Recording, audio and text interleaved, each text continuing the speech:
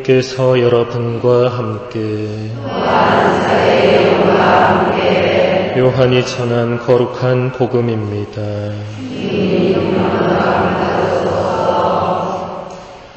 그날 곧 주간 첫날 저녁이 되자 제자들은 유다인들이 두려워 문을 모두 잠가놓고 있었다. 그런데 예수님께서 오시어 가운데에 서시며 평화가 너희와 함께 하고 그들에게 말씀하셨다. 이렇게 말씀하시고 나서 당신의 두 손과 옆구리를 그들에게 보여주셨다. 제자들은 주님을 뵙고 기뻐하였다. 예수님께서 다시 그들에게 이르셨다. 평화가 너희와 함께, 아버지께서 나를 보내신 것처럼 나도 너희를 보낸다. 이렇게 이르시고 나서 그들에게 숨을 불어넣으며 말씀하셨다. 성령을 받아라. 너희가 누구의 죄든지 용서해 주면 그가 용서를 받을 것이고 그대로 두면 그대로 남아있을 것이다. 12 제자 가운데 하나로서 쌍둥이라고 불리는 토마스는 예수님께서 오셨을 때에 그들과 함께 있지 않았다. 그래서 다른 제자들이 그에게 우리는 주님을 배웠소 하고 말하였다. 그러나 토마스는 그들에게 나는 그분의 손에 있는 못자국을 직접 보고 그 못자국에 내 손가락을 넣어보고 또 그분 옆구리에 내 손을 넣어보지 않고는 결코 믿지 못하겠소 하고 말하였다. 8해 뒤에 제자들이 다시 집안에 모여 있었는데 토마스도 그들과 함께 있었다. 문이 다 잠겨 있었는데도 예수님께서 오시어 가운데에 서시며 평화가 너희와 함께 하고 말씀하셨다. 그러고 나서 토마스에게 이르셨다. 너의 손가락을 여기 대보고 내 손을 보아라. 너의 손을 뻗어 내 옆구리에 넣어 보아라. 그리고 의심을 버리고 믿어라. 토마스가 예수님께 대답하였다. 저의 주님, 저의 하느님. 그러자 예수님께서 토마스에게 말씀하셨다. 너는 나를 보고서야 믿느냐? 보지 않고도 믿는 사람은 행복하다.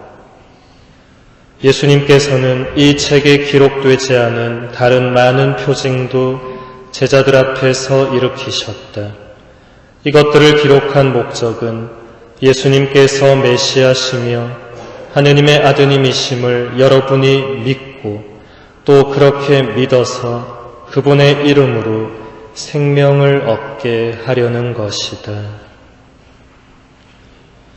주님의 말씀입니다.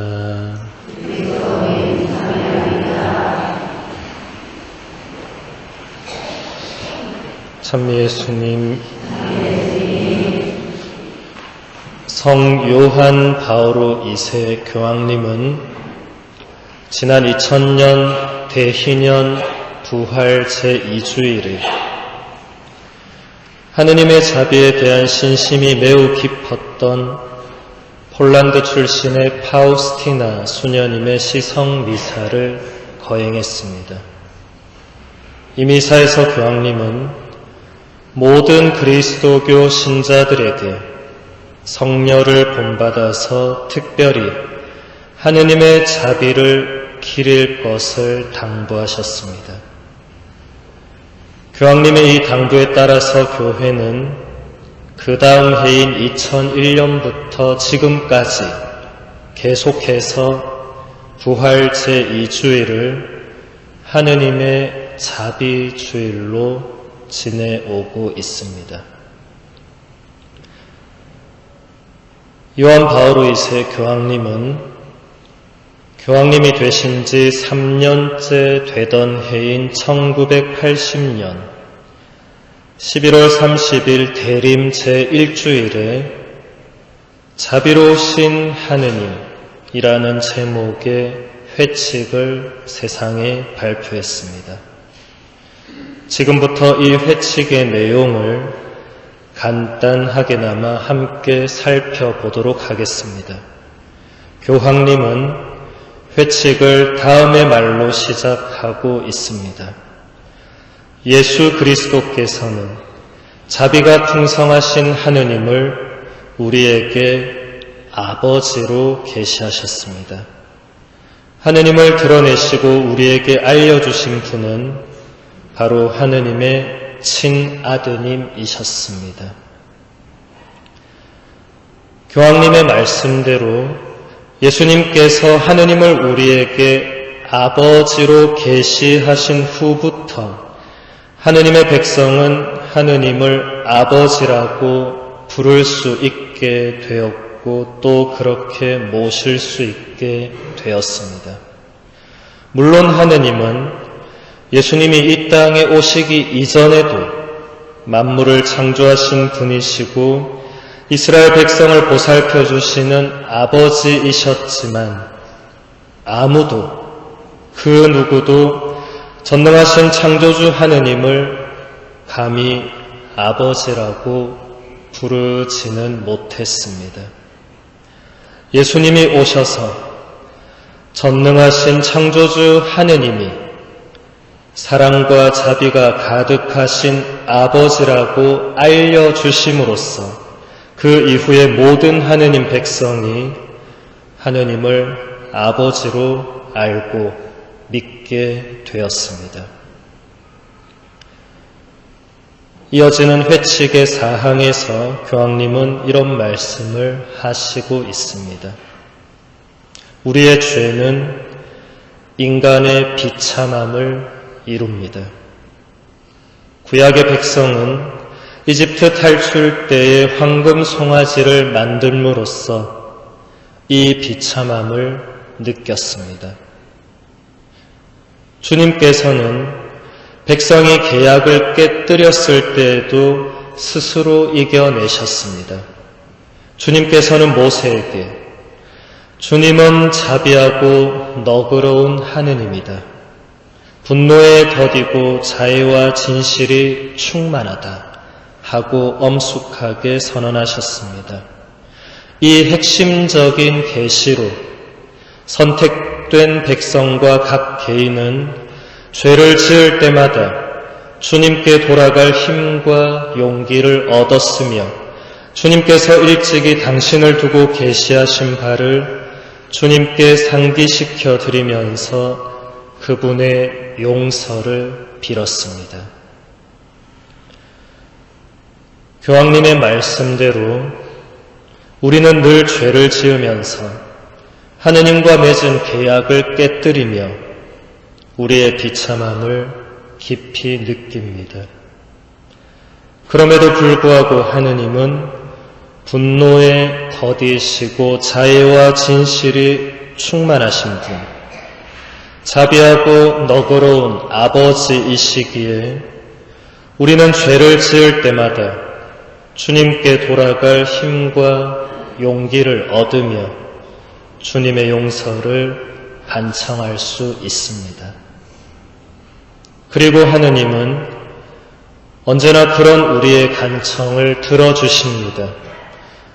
그분께서 보시기에 우리들은 항상 가여운 자녀들이기 때문입니다. 이것을 교황님께서 회칙의 5항과 6항에서 루카복음서 15장에 나오는 되찾은 아들의 비유를 세세하게 설명하시면서 이렇게 말하고 있습니다.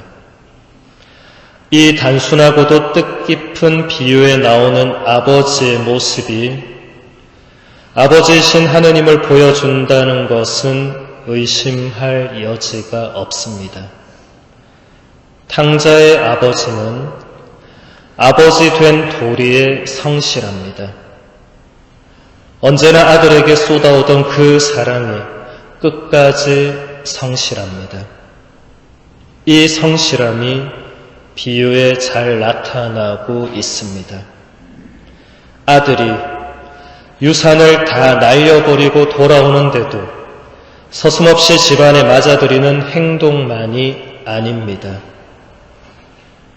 탕자가 돌아온 것이 기뻐서 어쩔 줄을 몰라 하며 잔치를 벌입니다. 아들에 대한 아버지의 성실함은 잃었던 아들의 인간성, 그의 존엄성에 온전히 집중되고 있습니다. 바로 이 점이 아들이 돌아온 순간에 아버지가 보여주었던 기쁜 감정을 잘 설명해 줍니다.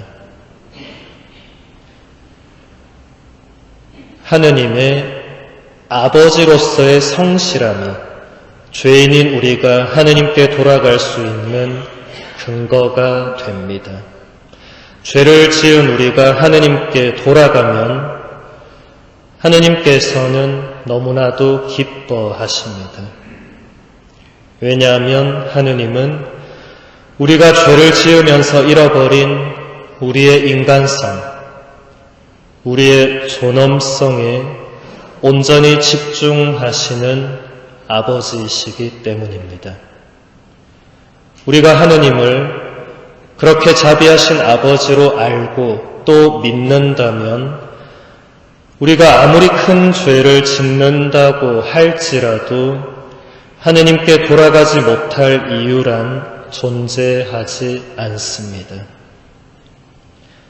회칙의 14항에서 교황님은 이렇게 말하고 있습니다. 하느님께서는 세상을 너무나 사랑하신 나머지 외아들을 내주시기까지 하셨는데도 세상에 죄가 존재한다는 바로 그 이유 때문에 사랑이신 하느님께서는 당신을 자비로 드러내실 수밖에 다른 도리가 없었습니다. 자비는 무한하신 하느님의 속성이기 때문에 또한 무한합니다. 따라서 집으로 돌아오는 탕자를 맞아들이는 아버지의 마음도 무한하고 다할 줄을 모릅니다. 아들을 용서하려는 아버지의 마음과 용서하는 힘 또한 무한합니다. 어떠한 인간 죄악도 이 힘을 누를 수 없고 제한하지도 못합니다. 참으로 놀라운 설명이라고 저는 생각합니다. 세상에 죄가 존재한다는 바로 그 이유 때문에 사랑하신 하느님께서 당신을 자비로 드러내실 수밖에 없다는 교황님의 말씀에서 우리는 내가 죄를 짓기 때문에 사랑하신 하느님 아버지께서 당신의 무한하신 자비로 나를 대하실 수밖에 없다는 사실을 깨닫게 됩니다. 교황님의 말씀대로 하느님의 자비와 용서의 힘은 무한합니다. 우리가 어떤 죄를 짓더라도 하느님께 돌아왔을 때 그 죄가 이 무한한 하느님의 자비와 용서의 힘을 누르거나 제한할 수 없습니다. 그래서 시편 저자는 이런 고백을 하고 있습니다. 저는 주님의 자애를 영원히 노래하오리다. 제 입으로 당신의 성실을 대대로 전하오리다. 시편 저자의 이 고백이 우리 모두의 고백이 되기를 간절히 기원합니다.